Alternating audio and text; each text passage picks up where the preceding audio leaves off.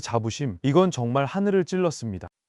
이탈리아 수제 젤라또 산업은 2024년 기준 연매출 약 30억 유로, 한화로 약 4조 5천억 원에 달하는 거대한 제국이었어요. 로마의 좁은 골목마다 3대, 4대째 가업을 이어온 100년 전통의 젤라테리아가 빼곡하게 줄지어 서 있었고, 그 앞에는 관광객들이 한 스쿱에 5유로를 기꺼이 내며 길게 늘어섰습니다. 나폴리의 에스프레소 바에서는 30ml짜리 데미타스 한 잔을 단숨에 들이키는 게 수백 년 내려온 의식이었어요.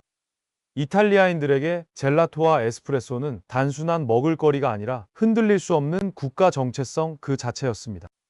그 오만함은 한국을 향한 노골적인 조롱으로 이어졌어요.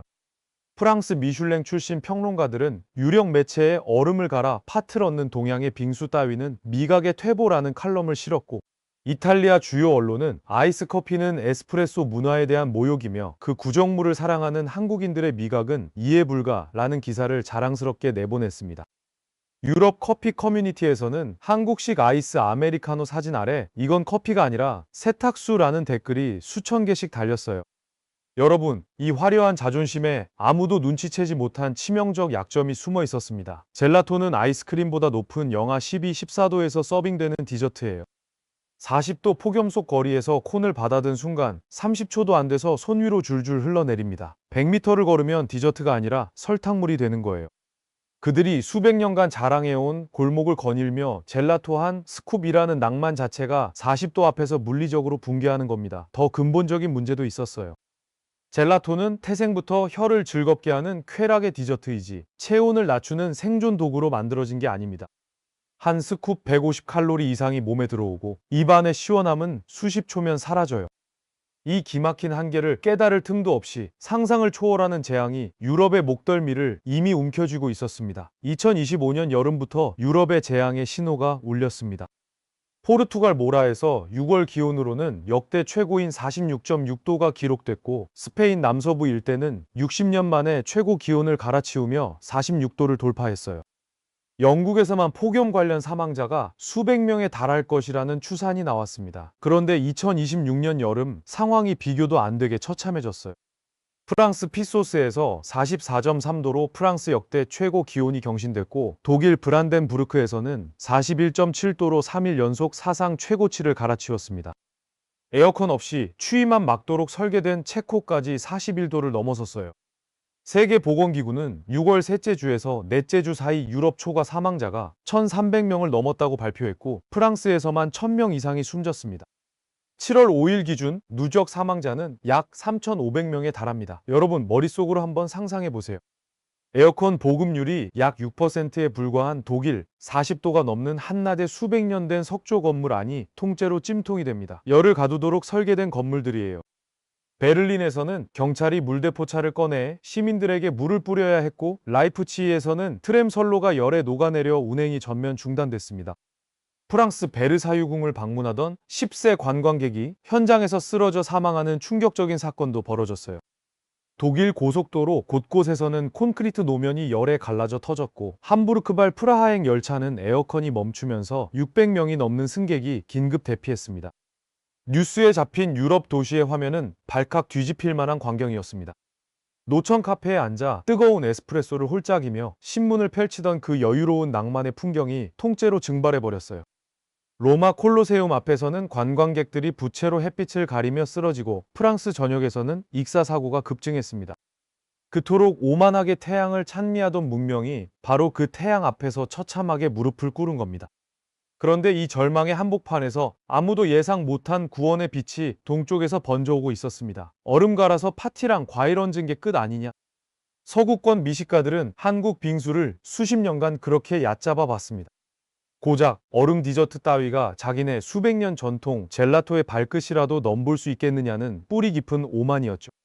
하지만 그들이 코웃음을 치는 동안 한국의 빙수 장인들과 식품 공학자들은 끊임없는 연구를 멈추지 않았어요.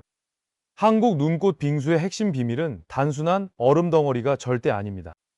우유를 영하 25도 이하에서 급속 냉동한 뒤 두께 0.1mm, 머리카락보다 얇은 수준으로 미세하게 깎아내는 정밀 기술이에요.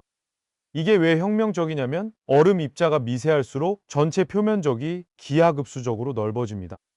같은 100g이라도 네모난 가거름 한 덩어리와 눈꽃 빙수 한 그릇의 총 표면적 차이는 무려 수십 배에 달해요.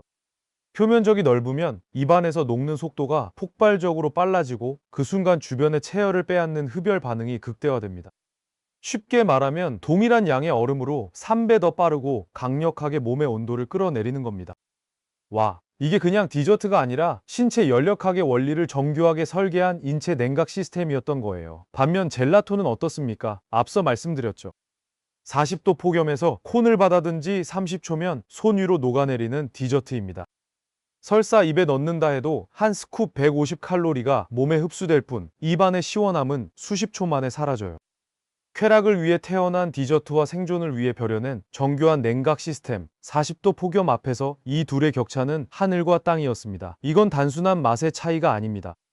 40도 폭염 속에서 체온 1도는 쾌적함과 온열 질환의 경계를 가르는 문자 그대로 생사의 숫자예요. 한국이 수십 년간 찜통더위와 싸우며 체득한 냉각과학이 이제 유럽이 간절하게 찾던 폭염 해법으로 떠오른 겁니다. 유럽의 과학자들조차 이 데이터를 보고 경악했다는 후문이에요. 그런데 빙수만이 전부가 아니었어요. 한국에는 또 하나의 경악할 비밀 병기가 숨어 있었습니다. 유럽인들에게 양산은 19세기의 유물이었습니다. 우산을 햇빛에 쓴다고? 그건 빅토리아 시대 이야기지. 이런 인식이 2020년대까지도 뿌리 깊게 박혀 있었어요. SNS에서는 파리나 밀라노 거리에서 양산을 편 한국인 관광객 사진 아래 19세기에서 타임머신을 타고 온 사람들이라는 조롱 댓글이 수백 개씩 달렸습니다. 구글에 코리안 파라솔을 검색하면 연관 검색어로 Y와 스트레인지가 자동으로 뜰 정도였어요. 하지만 한국의 양산 기업들은 그 비웃음을 이를 악물고 씹어삼키며 전혀 다른 차원의 물건을 만들어내고 있었습니다. 시작은 놀랍게도 군사 기술이었습니다. 한국 아웃도어 업계는 군용 텐트와 전투복에 쓰이던 고밀도 차광 코팅 기술을 민간 양산에 그대로 이식했어요. 여기에 항공우주 소재에서 파생된 초경량 카본 프레임을 접목시켰습니다. 결과물은 소름 돋았어요. 무게 겨우 100g대. 스마트폰 절반도 안 되는 무게로 자외선을 99.9% 차단하면서 양산 그늘 아래 체감 온도를 무려 5도에서 8도까지 떨어뜨리는 괴물 같은 성능을 뽑아냈습니다. 여러분 한번 직접 체감해 보세요. 40도 폭염에서 체감 온도가 5도 내려간다는 건 35도와 40도의 차이입니다. 불쾌함과 생존 위기의 경계선을 넘나드는 한 사람의 의식이 날아갈 수도 있고 없을 수도 있는 결정적인 숫자예요. 한국 기업들은 여기서 멈추지 않았어요. 자외선 차단에 더해 냉감 코팅 기술까지 올려서 적외선 열 자체를 튕겨내는 신소재를 상용화했습니다. 쉽게 비유하면 이동식 그늘막을 100g짜리 막대기 하나에 통째로 집어넣은 겁니다. 새끼손가락 하나로 거뜬히 들어 올릴 수 있는 무게에 아파트 베란다 하나를 통째로 그늘로 만드는 차단력까지 갖췄어요. 접었을 때 길이는 고작 25cm, 작은 핸드백에도 쏙 들어가는 사이즈까지 구현해냈어요. 이 기술력이 절박한 유럽인들의 눈에 들어오는 건 시간 문제였습니다. 아니, 정확히 말하면 그들에겐 더 이상 선택의 여지조차 남아있지 않았어요. 이 다음에 벌어진 일이 진짜 소름 돋습니다. 2026년 여름 프랑스 파리에서 충격적인 풍경이 목격됩니다. 샹젤리제 거리를 걷는 보행자 셋 중 하나가 한국산 초경량 양산을 활짝 펼치고 다니고 있었어요.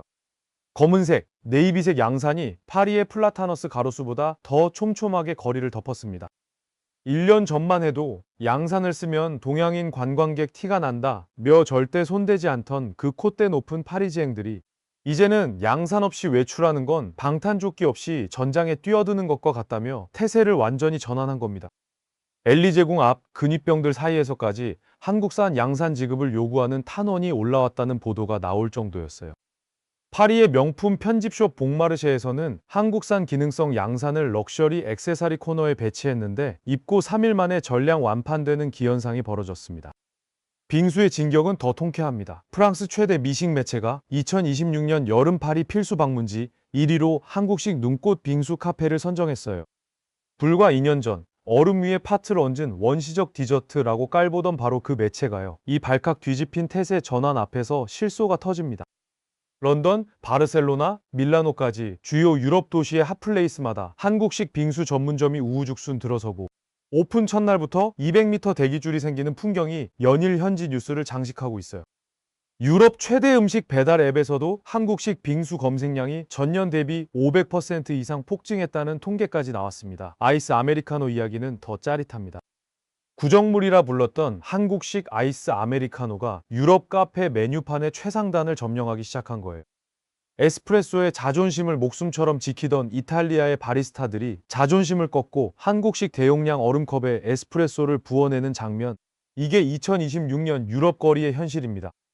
로마 시내 한 카페 앞에는 K-스타일 아이스드 커피, Finally Available Here라는 현수막이 자랑스럽게 걸려 있었어요. 상황이 이쯤 되니까 빌런들 쪽에서 더 처참한 숫자가 터져 나오기 시작합니다. 자, 여기서 질문 하나 던져볼게요. 수백 년 전통을 자랑하던 이탈리아 젤라테리아들, 이 상황에서 대체 어떻게 됐을까요? 정답은 처참한 추락입니다.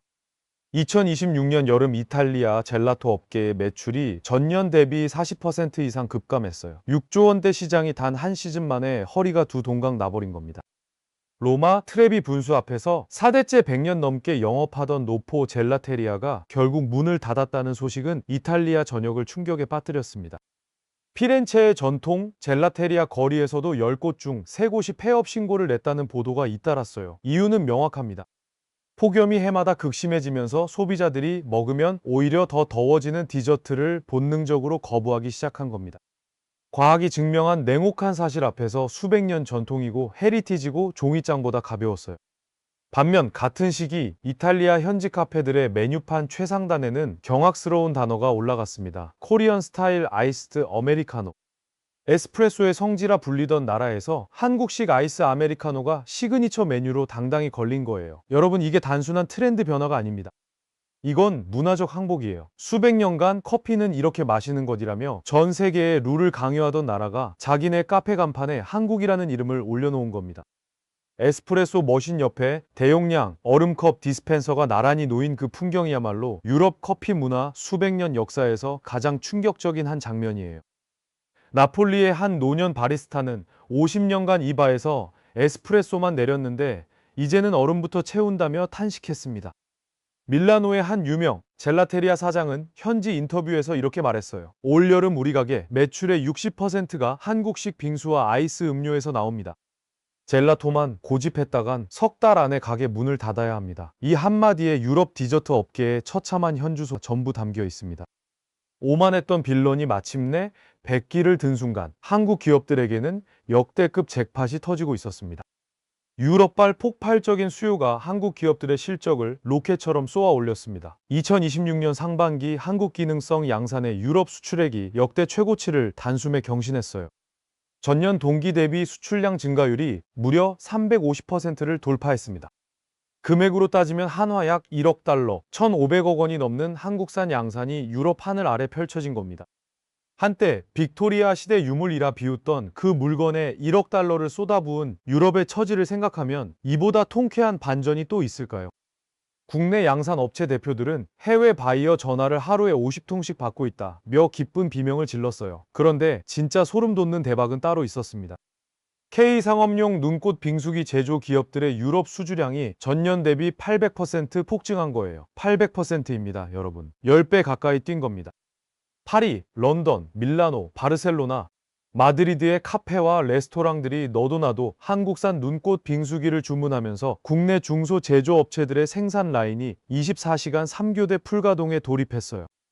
주문이 쏟아져 들어와 납기가 3개월 이상 밀릴 정도였습니다. 공장 앞에는 유럽 바이어들이 직접 찾아와 기다리는 진풍경까지 벌어졌어요. 이 소식이 증시에 퍼지자 관련 기업 주가가 상한가로 직행했습니다. 개인 투자자들 사이에서는 K빙수가 K반도체를 잇는 차세대 수출 효자라는 말까지 나왔어요. 여러분, 이 숫자의 의미를 한번 비유해 볼게요. 한국의 작은 중소기업이 만든 빙수 기계 한 대가 유럽 카페에 깔릴 때마다 그 가게에서 매일 수백 잔의 한국식 눈꽃 빙수가 팔려 나갑니다. 기계 한 대 한 대가 K 디저트 문화를 유럽 땅에 심는 씨앗이 되는 거예요. 이미 수천 대가 유럽 전역에 깔렸고 그 수는 매주 무섭게 폭증하고 있어요. 유럽 전역의 카페 주방, 한복판에 한국의 냉각 기술이 단단하게 뿌리를 내리고 있는 겁니다. 그런데 여기서 가장 소름 돋는 질문이 하나 남아 있어요. 폭염이 끝나면? 가을 바람이 불면? 다시 뜨거운 에스프레소와 젤라토의 세상으로 돌아갈까요? 결론부터 말씀드리겠습니다. 절대 100% 돌아갈 수 없습니다.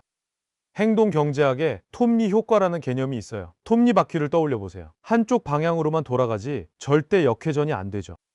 한번 올라간 소비 수준과 편리함의 기준선은 아무리 발버둥 쳐도 원래 자리로 절대 내려오지 않는다는 법칙입니다.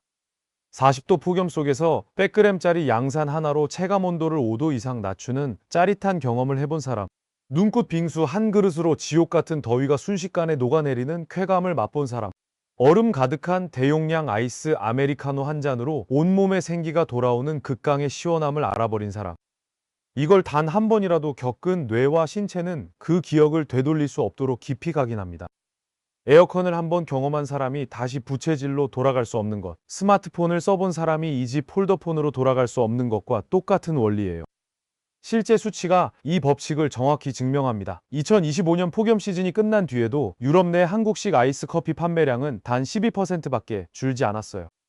88%의 소비자가 선선한 가을과 추운 겨울에도 한국식 아이스 커피를 계속 마셨다는 뜻입니다. 양산 역시 마찬가지였어요. 자외선 차단 본래의 용도를 넘어서 비와 눈까지 막아주는 사계절 일상 필수 휴대품으로 완전히 정착해버린 겁니다.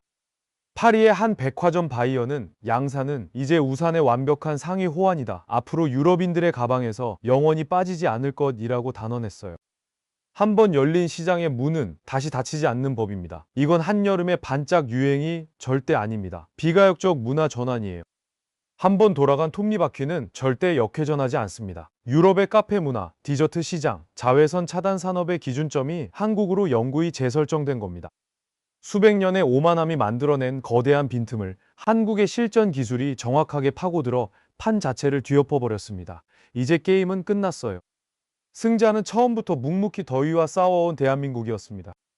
한국인들은 수십 년간 극한의 찜통더위와 맞서 싸우며 양산을 쓰고 아아를 들이키고 빙수를 나눠 먹었습니다. 누가 시킨 것도 누가 알려준 것도 아니에요. 뜨거운 여름을 살아남기 위해 우리 스스로 체득한 일상의 지혜였습니다.